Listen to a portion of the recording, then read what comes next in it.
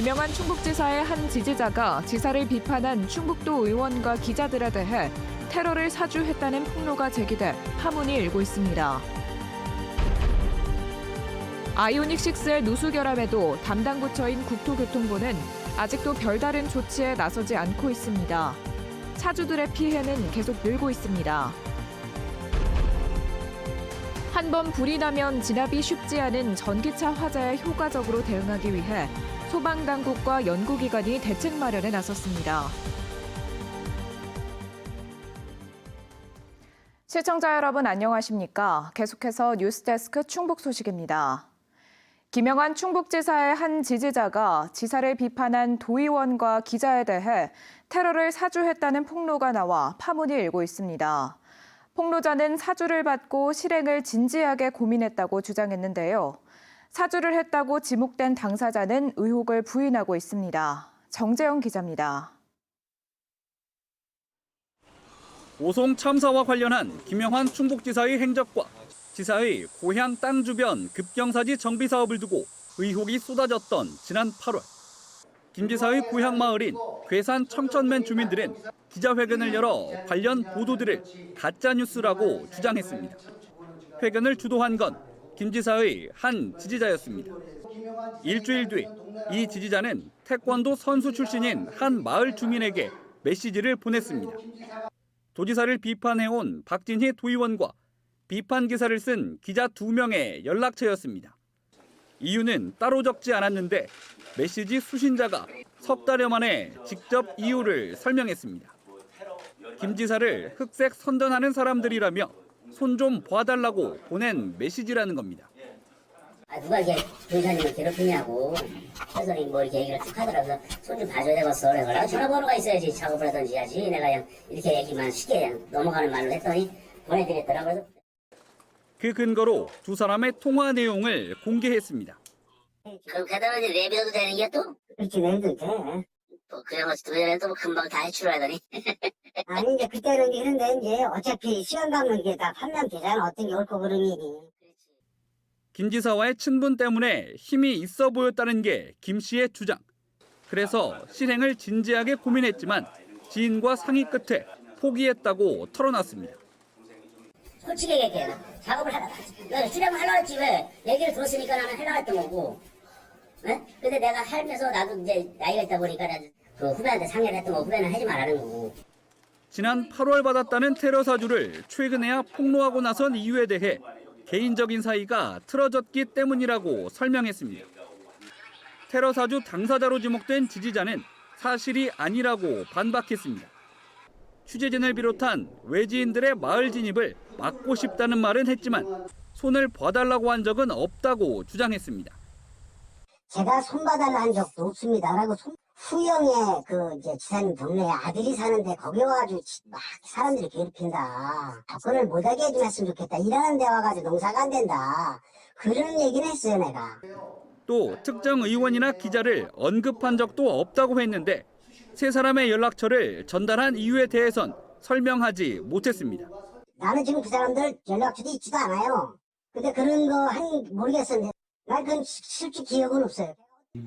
이에 김영환 충북지사는 전혀 모르는 일이라는 입장을 밝혔고 박진희 도의원은 주동자를 찾겠다며 수사 의뢰를 준비하고 있습니다.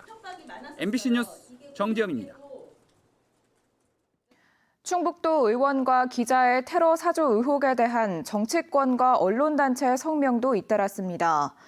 더불어민주당은 논평을 통해 박진희 도의원을 상대로 한 테러 사주 의혹에 대한 철저한 수사와 함께 김영환 지사의 해명을 요구했습니다. 충청 지역 언론 노조협의회는 언론 자유를 훼손하는 중대범죄라며 김 지사가 직접 조사에 나설 것을 요구했고 민주언론시민연합은 당사자와 도민들에게 사과하라고 촉구했습니다. 반면 국민의힘 충북도당은 지극히 개인적인 사안을 어떻게든 김영환 지사와 연결해 이익을 취하려는 박진희 도의원의 정치적인 꼼수라고 주장했습니다. 현대자동차 아이오닉6의 누수 결함 의혹을 저희 MBC가 보도한 지 한 달이 지났는데요. 국토교통부는 이 차종의 결함 조사를 앞두고 가시적인 조처에 나서지 못하고 있습니다. 조사 필요성을 더 따져봐야 한다는 건데 그 사이 차주들의 피해만 더 쌓이고 있습니다. 김은초 기자가 보도합니다. 지난 여름 폭우 때 차 안으로 물이 새는 걸 처음 발견한 아이오닉 6 차주. 이후 세차할 때도 에어컨 필터가 젖는 건 마찬가지였습니다. 우천시에는 매회 이렇다고 보시면 되고요. 맞기 어려운 정도로 좀 쉰내가 좀 심하게 나요. 보도 이후 자동차 실험 전문 유튜브 채널에서 비슷한 실험과 현상이 반복되기도 했습니다. 아까 내가 손 넣었을 때 여기로 지금도 여기 여기 물이 한가득인데?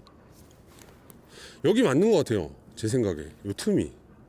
앞선 보도에서 전문가는 자동차 설계와 구조가 원인이라는 의견을 내놓기도 했습니다. 현대차 서비스 센터의 임시 조처도 소용없었습니다. 유리가 앞으로 더 나오든가 아니면 공조장치 안쪽으로 들어가야 되는데 이것도 저것도 아니고 중간에 멈춰 있는 거예요. 잇따르는 누수 현상 등으로 국토부 자동차 리콜 센터에 접수된 아이오닉 6 결함 신고는 출시 1년 만에 200여 건. 올해 접수된 국내 전기차 결함 신고의 넷 중 하나는 아이오닉 6였습니다. 하지만 주무부처인 국토부는 본격적인 조사 여부도 결정하지 못했습니다.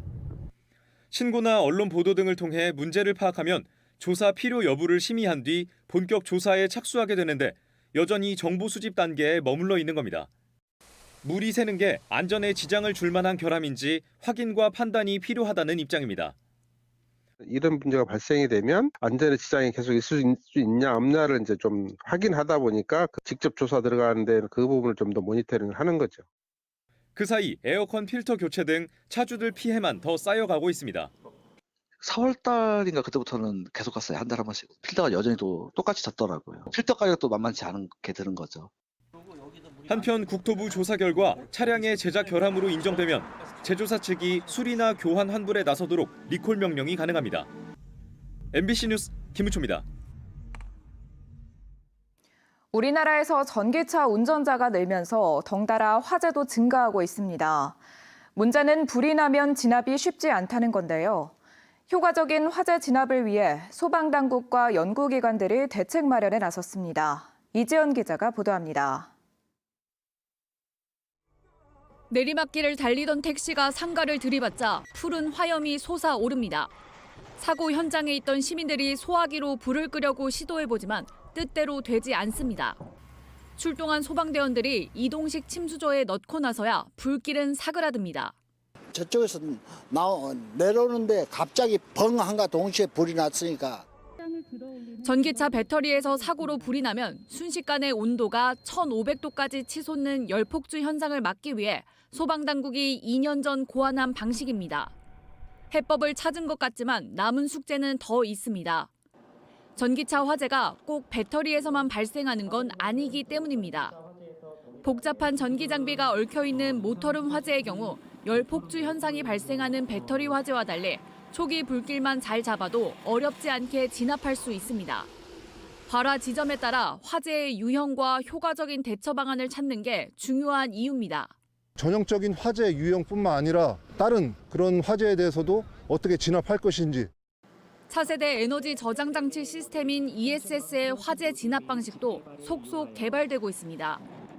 유용하지만 강력한 열 폭주와 폭발로 위험 요소가 많은 ESS의 화재 진화를 위한 효과적인 특수 소방차도 처음 선보였습니다.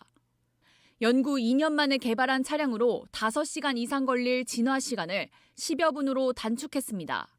오늘 실증을 통해서 굉장히 빠른 시간에 1차 화재 진압을 할 수 있었고 재발을 막을 수 있는 기술들에 대한 검증을 할 수 있었습니다. 지난 3년간 발생한 전기차와 ESS 화재는 92건, 피해액은 480억 원이 넘습니다. MBC 뉴스 이지연입니다. 강사 부정 채용 혐의로 기소된 교통대 교수들이 대대적인 처벌을 받게 됐습니다.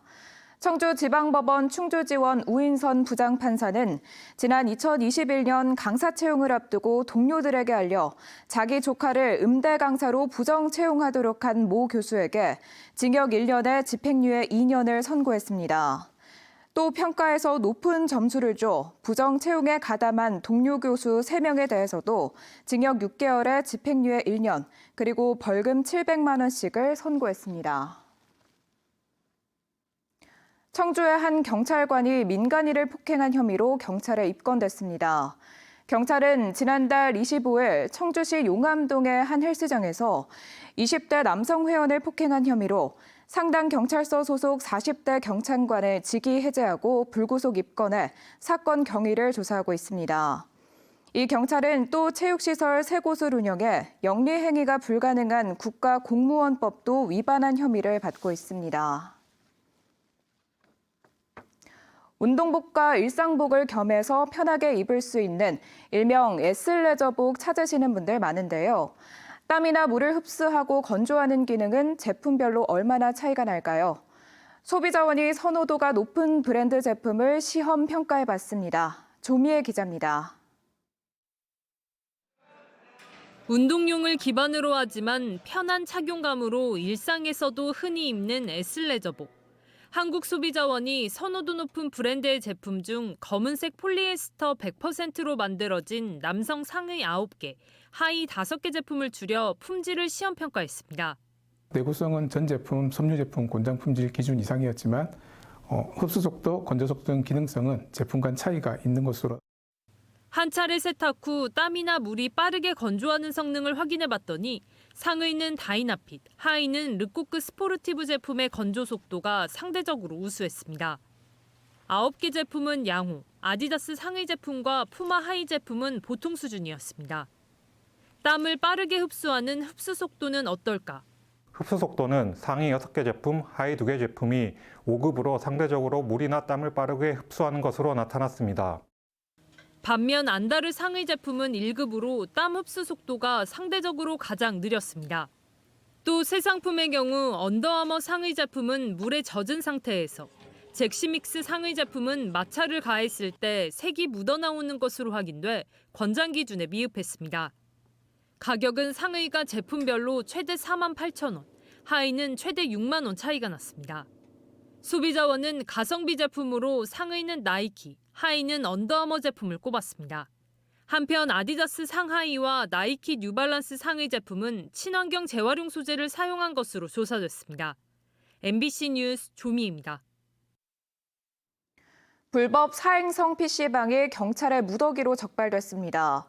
충북경찰청 범죄예방대응과는 지난 6일부터 3주 동안 특별단속을 벌여 설계사무소로 위장해 손님을 가려받는 등의 수법으로 운영되던 불법 사행성 PC방 18곳을 적발하고 업주 등 20명을 개임산업법 위반 혐의로 불구속 입건했습니다. 불법 수익금 1억 9천만 원은 모두 추징할 예정입니다. 오늘 낮 1시 20분쯤 청주시 문해면의 한 도로에서 70대 노인이 몰던 경운기가 1.5m 아래 논으로 추락했습니다. 이 사고로 70대 운전자는 경운기에 깔리면서 머리를 크게 다쳤고 병원으로 옮겨졌지만 결국 숨졌습니다. 경찰은 숨진 남성이 내리막길에서 방향을 바꾸는 과정에서 사고가 난 것으로 보고 정확한 사고 원인을 조사하고 있습니다. 충북 기업들의 체감 경기가 여전히 부정적인 것으로 나타났습니다. 한국은행 충북본부의 기업 경기 조사를 보면 이번 달 충북의 제조업 경기 실사 지수는 71로 한 달 전보다 3포인트 올랐지만 여전히 기준치인 100을 밑돌았습니다. 경영 애로사항으로는 내수 부진, 불확실한 경제 상황 등의 이유가 있었고 특히 수출 부진이 한 달 전보다 4.6%포인트 올라 증가폭이 가장 컸습니다. 비제조업 경기실사지수도 58로 한 달 전과 같았지만 다음 달 전망지수는 7포인트 상승했습니다. 현대엘리베이터가 우크라이나 재건 사업에 참여합니다. 현대엘리베이터는 폴란드에서 현지 3위 건설사인 아알버드와 우크라이나 재건 사업 포괄적 협력을 위한 양해각서를 체결했다고 밝혔습니다. 두 회사는 전쟁 후 신속한 피해 회복을 위해 공기 단축이 관건인 만큼 현대엘리베이터가 개발 중인 모듈러 승강기 솔루션을 적용하고 학교 등 공공시설에 인도적 차원의 승강기 지원 등을 논의할 계획입니다. 충주시가 전국 최초로 시행한 과수 화상병 사전 방제 조치 이행 행정명령에 따라 다음 달 22일까지 충주 지역 사과, 배 재배 농가를 대상으로 재배 신고를 받습니다. 과수 화상병 발병 가능성이 있는 사과와 배를 재배하는 경작자는 재배 작목과 면적, 식재 연도 등 과수원의 정보를 작성해 읍면동 행정복지센터에 신고해야 합니다. 재배 신고제는 신규 과수원 조성과 폐원, 경작자 등 사과와 배 재배 현황을 파악하기 위해 효율적으로 방제를 하기 위해 마련됐습니다. 지역 중소기업들의 공공분야 판로 개척을 위해 청주시가 조달 등록 기업에 대한 시범 구매 사업을 벌입니다. 청주시는 지역 조달 등록 기업의 타 지역 판로 확대를 지원하기 위해 구매 상담회를 통해 수요 부서가 이들 기업 제품을 구매하도록 연결해 주기로 했습니다. 지금까지 뉴스데스크 충북 소식이었습니다. 고맙습니다.